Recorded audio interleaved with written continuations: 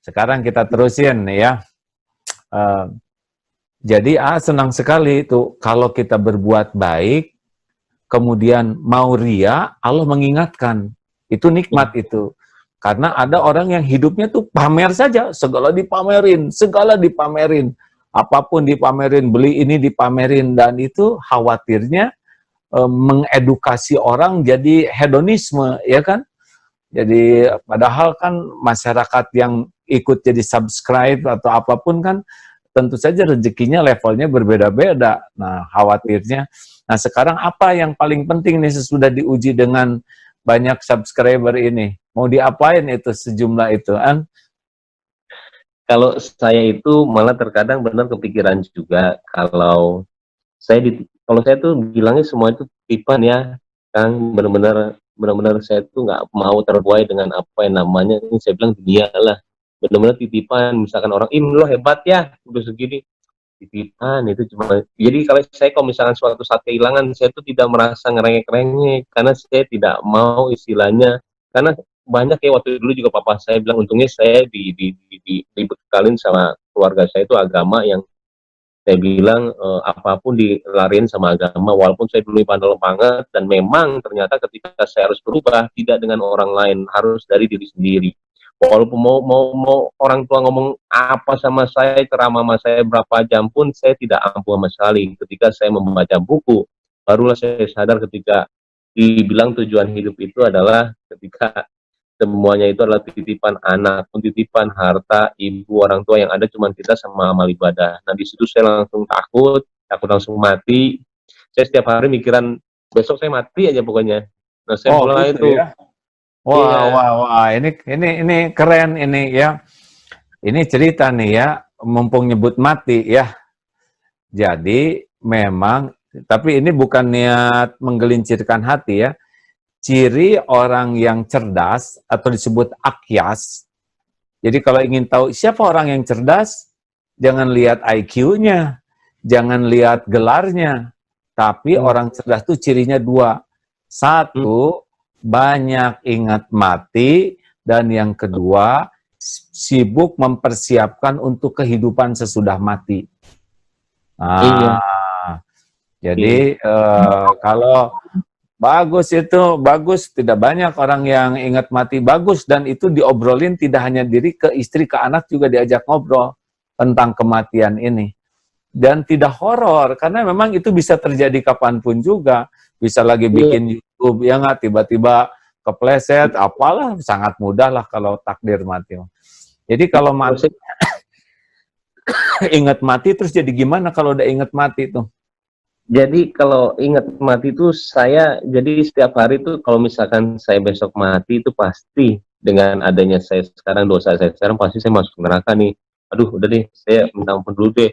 Sholatnya bisa kadang-kadang lama, makanya kadang-kadang kalau sholat mau cepet-cepet juga udah mikiran, itu orang-orang yang dikubur itu dia benar-benar mau balik lagi loh, cuman mungkin dengan satu waktu ini aja. Sedangkan kita dikasih sholat waktu ini, masa kita mau cepet-cepet gitu ya, saya bilang.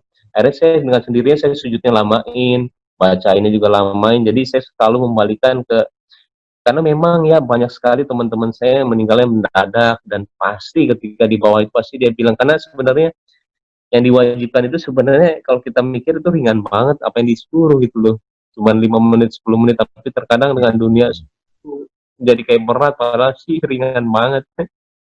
Itu sih yang saya benar-benar. Bagus itu. Udah punya kain kafan belum? Kain kafan belum. Nah, udah, sekarang diukur ya, habis ini cari yang ahlinya, ukur kain kafannya, lalu siapin semua perlengkapannya, bungkus yang bagus, simpen di lemari. Kalau perlu batu nisannya juga ya, batu nisan kita beli, kasih nama, nggak usah dikasih tanggal, nanti horor ya.